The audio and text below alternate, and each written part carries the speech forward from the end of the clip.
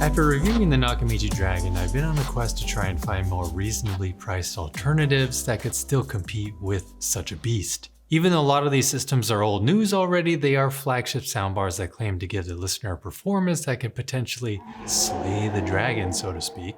I'm still trying to get my hands on a Sony HT-A9 and Samsung Q990C, but over the past few weeks, this bad boy has been in my living room, the Sennheiser AMBEO Max, which used to be just called the AMBEO. But since the AMBEO Max is fairly expensive, and big for that matter, Sennheiser now offers a couple more affordable options like the AMBEO Plus and AMBEO Mini. And on top of that, there is now a subwoofer that is compatible with all three AMBEO soundbars. The catch is though that since the Max was the original, it's a little outdated when it comes to wireless tech, specifically when it comes to the AMBEO subwoofer. Both AMBEO Plus and AMBEO Mini can support up to 4 AMBEO subwoofers wirelessly, but the AMBEO Max only supports one subwoofer and it has to be a wired RCA connection. But that's actually one of the best parts. Since it's a wired connection, I can use any sub I want. So you could potentially connect something like the insanely huge SVS PB16 Ultra or even daisy chain multiple PB16 Ultras for room filling bass. Just saying. But I'm getting ahead of myself, so let's go over some. Sennheiser claims this is a 5.1.4 soundbar system. More on that later. But clearly you can see that this thing is big. Just shy of 50 inches in width, 5 5/16 inches high, 6.75 inches deep, and it weighs a hefty 40.8 pounds. Given that it's over 5 inches high, it may cover up the bottom of your TV or perhaps the infrared sensor if you just have it on your own TV stand. Just FYI. But there's a reason it's so tall. These two droids.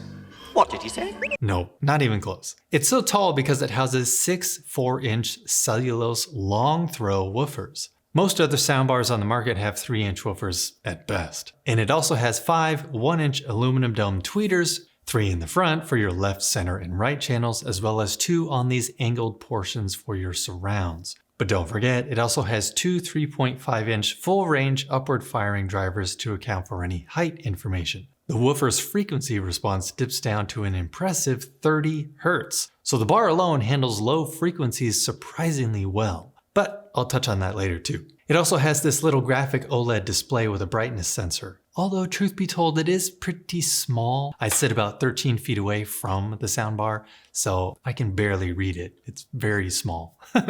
But the total power output of this soundbar is 500 watts. On the top of the bar are some actual buttons, which I prefer over touch-sensitive buttons that some other soundbars offer. We have a mute button, volume up and down, AMBEO mode button, a multifunction button, source button, NFC interface, and a power button. This baby has built-in Dolby decoding, including Dolby True HD, Dolby Digital Plus, and Dolby Atmos. It even supports Dolby Vision. It also supports DTS Surround and DTS:X. It also supports a wireless Bluetooth connection for music streaming, but also supports Wi-Fi for superior music streaming quality via Apple AirPlay 2, Spotify Connect, and Tidal Connect, along with Chromecast built in. Let's take a look at the connections, shall we? Power inlet for the power cord, USB for updates only, Ethernet port for a superior internet connection, 1 HDMI output that supports eARC, 3 HDMI inputs, optical input, subwoofer pre-out, and a stereo RC auxiliary input,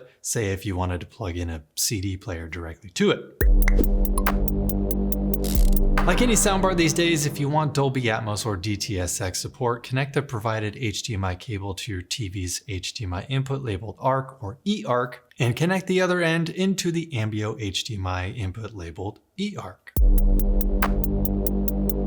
You will not have support for Atmos or DTS:X if you use optical. Optical does not support uncompressed audio signals like Dolby True HD or DTS HDMA. So if your TV doesn't have an input labeled ARC or eARC, I honestly think it's time for a TV upgrade since most TVs nowadays support it. Moving on, this has some of the coolest and most convincing room correction software on the market today for a soundbar. It comes with this nifty calibration microphone that is meant to be placed in the middle of your main listening position and then raised up to mimic actual ear level. Just take the wire that's attached to the mic and connect the other end of it to the 3.5mm jack in the front of the soundbar. Then simply hold down the AMBEO button either on the remote or the bar itself for 4 seconds, which will begin the calibration process. Make sure to stand outside of the soundstage bubble so that your body doesn't interfere with the audio and system calibrations. Also make sure to do this when it's quiet, so preferably not when the kids are home. It plays a series of frequency sweeps, crunches the numbers, and boom, done in about 3 minutes. I'll get to how it sounds a bit later. This system is also supported by the Sennheiser Smart Control app. So let's dive into that real quick. After downloading it, the app guides you through some introductory info screens as well as connecting to Bluetooth, your Wi-Fi network, Chromecast built-in, if you so choose, and even renaming the soundbar, etc. Okay, the main menu. AMBEO is on. We are on the music audio preset, and down at the bottom, let's hit Discover, which brings up some articles and other reading materials surrounding various Sennheiser products. Going to the settings, we have firmware updates, network settings, audio settings, preset settings, subwoofer settings, and then back out to the main settings menu, we have codec settings, input, user interface, including the display brightness, as well as the AMBEO logo brightness. Backing up, we have system settings like Eco Standby, firmware, language, soundbar name, etc. A services tab like AirPlay 2 and Tidal Connect, and lastly, your general info tab. In the top right corner is the Profile tab with app settings, app intro if you want to watch that again, permissions, FAQs, legal info, etc. Going back to the main menu, you can in fact customize the EQ settings of the various audio presets. Just tap where it says Edit, which brings you to this graphic EQ. Although Sennheiser doesn't label them with specific frequencies, it gives you descriptive terms for the frequencies you are manipulating. Foundation means your deep bass. Low mid is your mid-bass frequencies that sit around 300 to 500 Hz or so. Clarity is your mid-range, namely where the human voice sits, typically around the 2 kHz range. And brilliance, adjusting the higher frequencies, most likely around 5 to 7 kHz and up. You can also choose the AMBEO intensity if you want light surround sound effects, regular, or enhanced surround sound.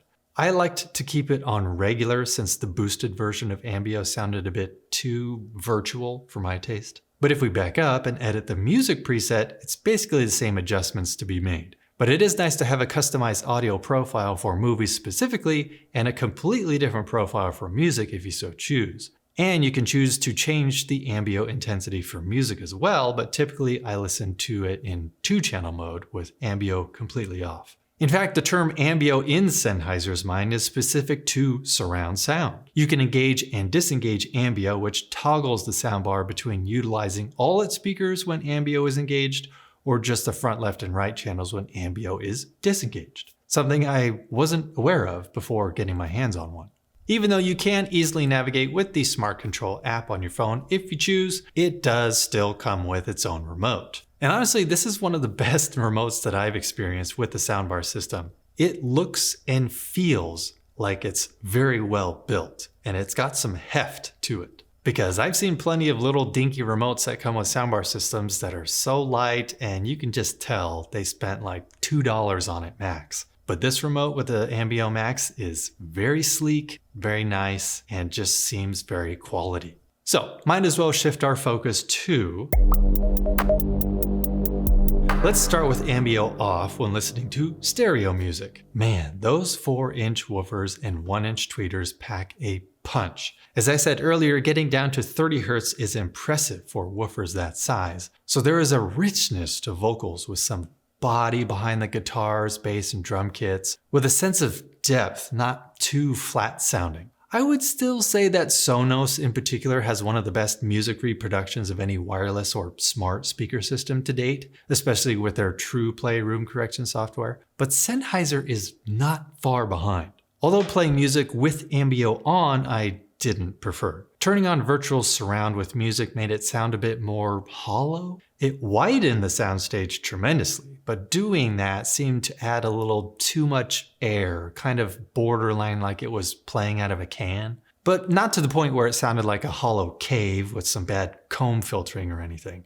No, just a bit off is all. So I didn't listen to much music with AMBEO because 2-channel audio out of this soundbar sounded great. I would still prefer a 2-channel system over the AMBEO just for listening to music, but in a pinch, the AMBEO Max still did a fine job when playing music over Wi-Fi or Bluetooth. Now let's get to TV and movies. I wouldn't recommend not having AMBEO on in those instances. When I first hooked up the AMBEO Max and started watching TV shows in just 2-channel stereo, there were many times where the loudness would fluctuate drastically.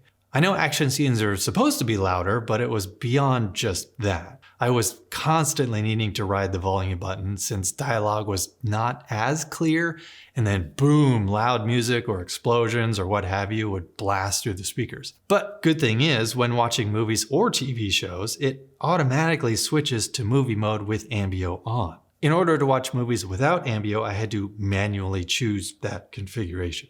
Same goes for music. While listening to Apple Music via AirPlay 2, it would automatically default to 2-channel audio, so I enjoyed how smart the bar was.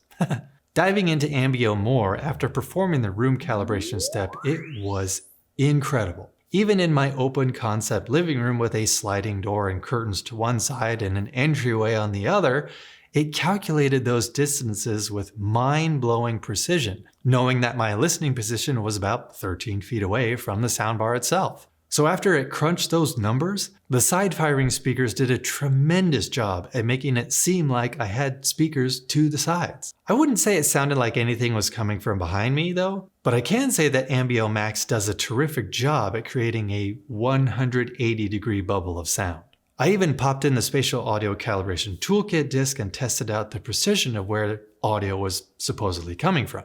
Again, the side-firing speakers made a pretty convincing surround effect when I heard Technodad's voice saying, "Surround right, surround left." The heights, on the other hand, not so much. Granted, the height effects were all there, loud and clear. That was never an issue. But when Technodad said rear height right or rear height left, it basically sounded like it was coming from the same place as when he said front height right, front height left. I mean, there are only 2 height speakers on top of the soundbar, so claiming it's 5.1.4 is a bit of a stretch in my opinion. But 5.1.2 it does very well. I watched my go-to 4K Blu-ray demo scenes, and it was the best immersive moments I had heard from a lone soundbar. No rear surrounds, no subwoofer, just the bar. That being said though, 30 Hz isn't deep enough to get into true cinematic rumblings, you know? So I would highly recommend a subwoofer with it. After connecting the small but mighty Force Field 30 from Golden Ear, which I will be reviewing soon, so stay tuned, it was very clear how anemic the bass was without it. Still impressive without a subwoofer, but no contest once a subwoofer was added to the mix. Now let's talk about the Dragon. Is the AMBEO Max a Dragon Slayer? Well, honestly, I think they're about neck and neck when going over all the pros and cons. Let's go over the price first. The Dragon is $38.99, but it comes with surrounds and 2 subwoofers. So for example, let's say you got an AMBEO Max and an RSL Speedwoofer 12S. At full retail price, that would set you back almost $3,300. So you are saving $600 with that setup, okay, but you still don't get any actual surround speakers to get a real sense of immersion, you know? And since the Dragon has those surrounds with upward firing speakers, the amount of space that the audio is bouncing off of the ceiling is much larger than the AMBEO Max. So there's that. And real talk, nothing competes with the raw power of the Dragon. And I also prefer the sound of an AMT tweeter. But having said that, Sennheiser's room correction software is amazing. The Dragon has some custom tweaks you can make to it, yes, but I still think the surround sound bubble was more convincing with the AMBEO Max than the Dragon, as far as object placement and channel separation. If the Dragon had its own room correction software, crunching numbers and making the most out of your space, like with Sonos's TruePlay, Sony's 360 spatial sound mapping, or Sennheiser's AMBEO software, no question the Dragon would win hands down. But it doesn't. So... And I know a lot of you out there love a Wi-Fi connection, which the Dragon does not support. Because with that comes superior music streaming with AirPlay 2, Tidal Connect, and Spotify Connect, as well as Chromecast support. I know some of you are neck deep in any one of those ecosystems, so you would prefer to have that in your soundbar.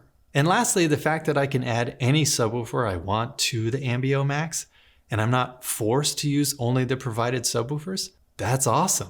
I complained about the Dragon subwoofers bottoming out at times, but I've got some subwoofers in my collection that could easily outperform the two Dragon subwoofers.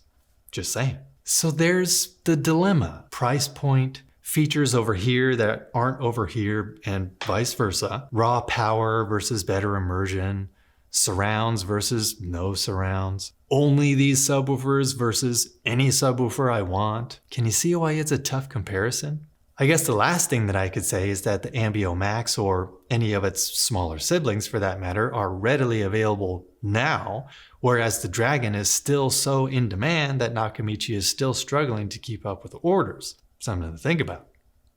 So just to recap, the AMBEO Max is one of the best I've heard in my living room as far as convincing three-dimensional immersive audio. The AMBEO room calibration is top notch. So much so that I honestly wish Sennheiser would get into the AVR game. With all of its inputs, the AMBEO Max is kind of like an AVR already. If they can pull that off in a soundbar, what's to stop them from using that same tech in a standalone unit without speakers? I want that next. Your move, Sennheiser. Thank you for joining me on this review of the Sennheiser AMBEO Max soundbar. I know it seems pricey, but I often see it on sale on Crutchfield for $19.99, which I often post about on my community page when it does, so be on the lookout for that. But now it's your turn. What do you think about the comparison with the AMBEO Max and Nakamichi Dragon? Which would you prefer? Let's start a conversation, people. As always, please be kind to each other out there. Don't just watch TV and movies on an AMBEO Max, experience them. And of course, always be listening.